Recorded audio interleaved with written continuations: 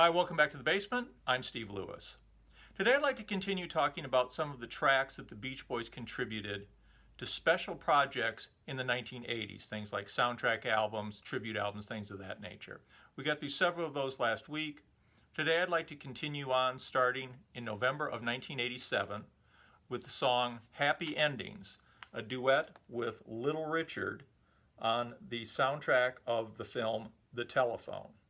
Now with Little Richard, you expect a hard driving rocker, a little womp bomp a But what people don't realize or often forget is that Little Richard can actually do slow material quite beautifully. He's got a great voice and he can sing with restraint just as well as he can go womp bomp a And that's what you have here. The song is written by Bruce Johnston and Terry Melcher, Bruce and Terry, and produced by Terry Melcher. It's the type of slow, gentle, melodic song that you expect from Bruce Johnston's writing. And Little Richard's vocal is gospel influenced and basically pretty restrained. There are a few points where he maybe leans into it a little heavy, maybe overdoes it a little bit, but by the standards of the late 80s and Whitney Houston, this is a very restrained performance from Little Richard. He also seems to have inspired Mike Love to do one of the nicest, most nuanced and restrained vocals that he contributed to anything in the 1980s. Carl is also prominently featured as a vocalist, and of course Carl singing, as always, is beautiful. Not surprisingly, the biggest issue that I have with this track nowadays is its dated production. Like many pop songs of the era, it features heavy use of gated drum, lots of echo, and there's this saxophone break that comes in at the end that is so 80s that you can't help but think about things like Growing Pains, Golden Girls, and A Different World. It is very, very much mired in the 80s. And by the way, I've been waiting for years for the time when 80s production doesn't sound hokey anymore. I keep thinking eventually enough time will pass that it will just sound pleasant and acceptable, but 40 years on, still waiting for that. Don't know if it's ever going to happen. The production is very, very much 1987. Still, it's one of the better tracks in this group of 80s oddball recordings. The B-side is a live version of California Girls that I believe is unavailable elsewhere. There's no provenance given on it. I don't know when and where it was recorded. Obviously, it's sort of contemporary with the release of the record. It's the Beach Boys in the 80s, certainly. The record, which was of course meant to coincide with the release of the film, was meant to come out in the summer of 1987, but the film, The Telephone, was delayed. The film itself was written by acclaimed screenwriter Terry Southern and, strangely, singer-songwriter Harry Nilsson, and was directed by actor Rip Torn. It was the one and only time that Rip Torn directed a feature film. After Robin Williams passed on the lead in the project, it was rewritten slightly for Whoopi Goldberg. Interestingly, it seems the producers gave Whoopi Goldberg approval over the final edit of the film. They also encouraged her to do 2 different takes of each scene, one following the script and one that she would improvise. Now when the filming was all done, they had a script version and an improvised version. And you can guess which version the writer and director liked and which version Whoopi Goldberg liked. So there was a lot of argument. It ended up in a big lawsuit. The film release was delayed until Christmas time of 1987. Hence the November release of Happy Endings by the Beach Boys and Little Richard. Interestingly, there seems to also have been a 12-inch picture disc of the record released in Europe. It's got a very, very amateurish cartoon cover, no picture of the Beach Boys or Little Richard. It almost looks like a bootleg to me, but apparently this is an official release and plays on the theme of theatrical happy endings. As for the film, I doubt that the scripted version nor the improvised version were any great comedy classic. The film was widely panned when it finally opened around Christmas of 1987, failed to find an audience, and was soon largely forgotten. The song Happy Endings, while far from being any sort of classic, is one of the Beach Boys' better soundtrack contributions, however.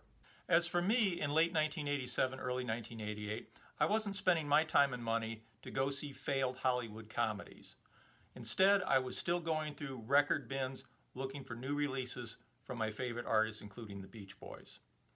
One place I was definitely not looking for a new Beach Boys record, however, was the aisles of Toys R Us, and thereby I missed one of the strangest Beach Boy releases of all, Livin' Doll, a flexidisc released with California Dreamin' Barbie somewhere around Christmas of 1987 to February of 1988. Not exactly sure on the date on this. I found my copy much later, and I did actually open it just one time to slide that flexidisc out and convert it into an MP3. The label credits the song to the Beach Boys. However, this is definitely not a Beach Boys recording. This comes from the Brian Wilson Gary Usher sessions that were set up by Gene Landy, and Brian is the only Beach Boy member that features on the recording. It was originally recorded as Oh Christine, which you can find on bootleg, and was rewritten to have lyrics applying specifically to Barbie. You get lines like, "Oh Barbie, you're my California dream. Oh Barbie, you're yummy like ice cream." So you kind of get the idea. You can see in this photo all the items that are actually included in the California Dream Barbie package. There's accessories, a comic book, and of course the flexidisc on Evatone Records. Evatone Sound Sheets, interestingly, was founded in 1962 when Dick Evans developed and patented a process for making flexidiscs, and all subsequent flexidiscs were either made by Evatone or one of their licensees. Due, not surprisingly, to decreasing demand, Evatone finally went out of business in the year 2000. Writing credits on Livin' Doll are to Brian Wilson, Alexandra Morgan, Gene Landy's girlfriend, and Dr. Eugene Landy.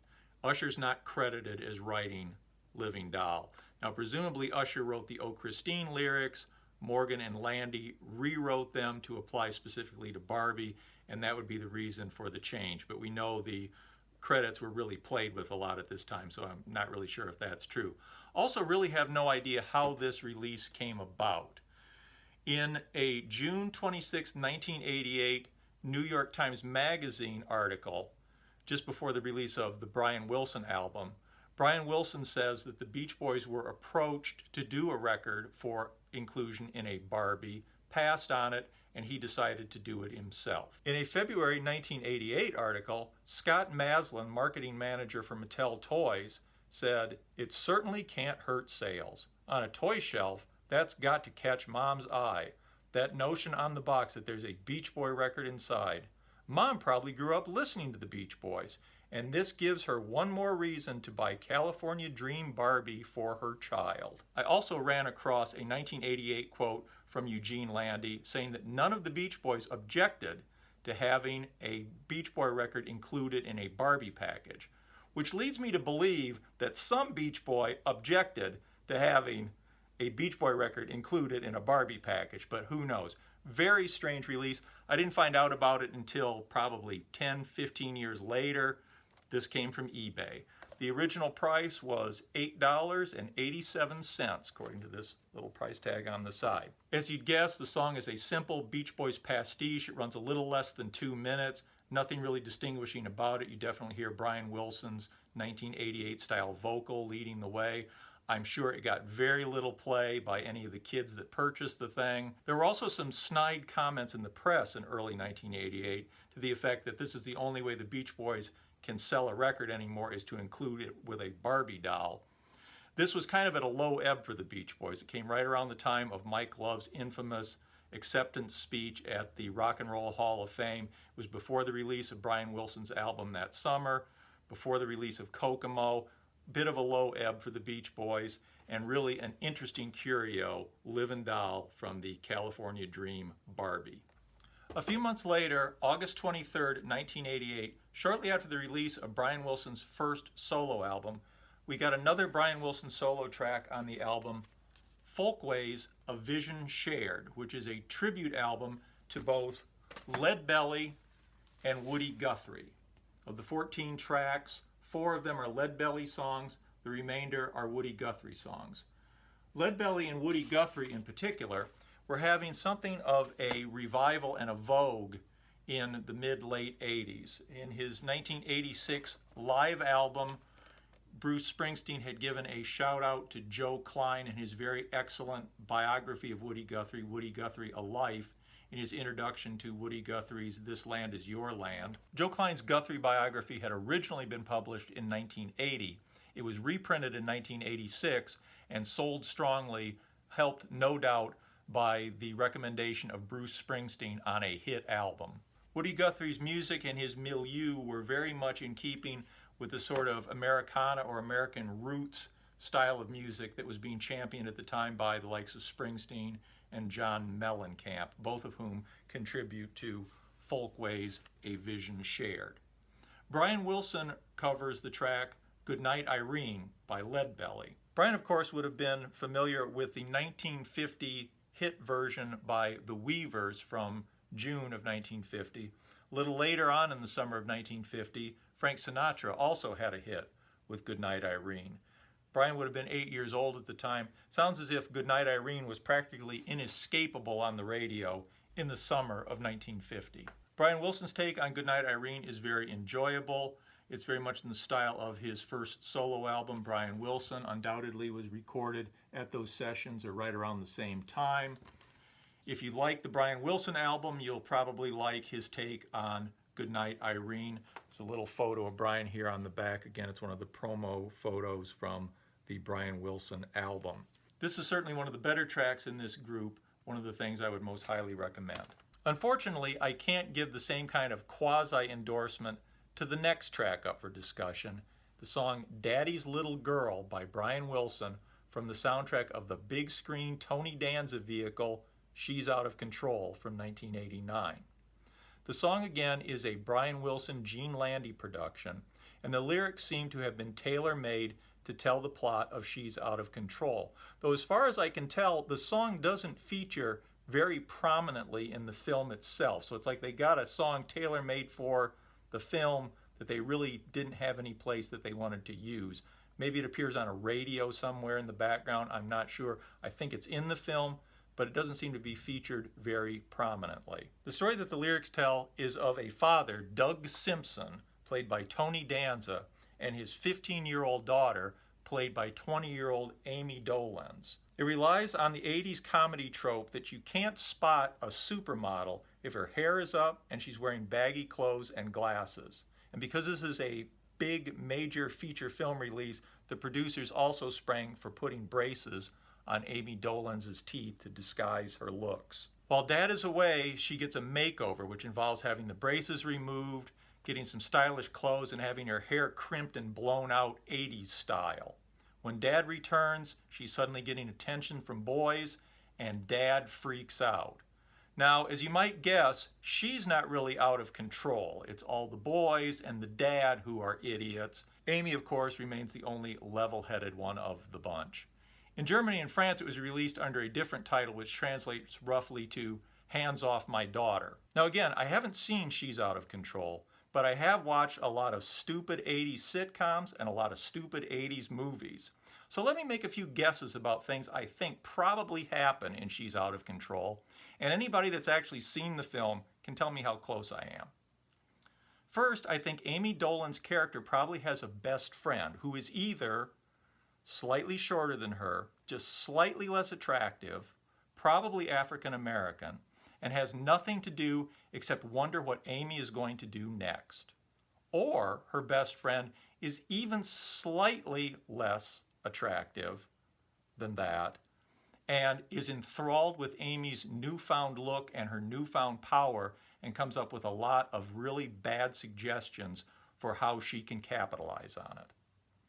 I suppose that Tony Danza's character, which is a single father, has a girlfriend who has a measured outlook that is sympathetic toward Amy Dolen's character, and a very stupid male friend who fans the flames of Tony's hysteria. I know that there's a younger sister in the film, and I suppose that she is a precocious wisecracker who doles out wry one-liners about everybody else in the movie. I suppose that toward the end, Tony Danza has the realization that he can't stop his daughter from growing up, but she reassures him that she'll always need him to be there as her father. And I suppose that right at the end of the movie, the youngest daughter does something that comically reminds Tony Danza's character that he'll soon have to go through the whole thing again with her this time, possibly setting up a sequel. You guys can think about that. If anybody's seen the movie, please let me know how many of those I hit. They're just 80s comedy tropes that I figure are probably in this thing. As for the song itself, it is very unmemorable. It's more like the Sweet Insanity sessions than it is like the Brian Wilson sessions. Lyrically, it's so specific to this film that it's really unrelatable unless you happen to be living inside an 80s sitcom. Musically, it's unremarkable. The production is awash in synthesizers that give it kind of an 80s soft focus feel that help make it unmemorable. Brian Wilson's falsetto vocal at the end, I swear, will make you feel like you might be going insane. It's an obscure track. It probably deserves to be an obscure track. If you haven't heard it, you're not missing much. This is for Brian Wilson completists only, like myself. I hope you found this interesting. Please comment. Love to hear what you have to say about this. Hope you like and subscribe, and we'll see you next week. Thanks for being here. Bye.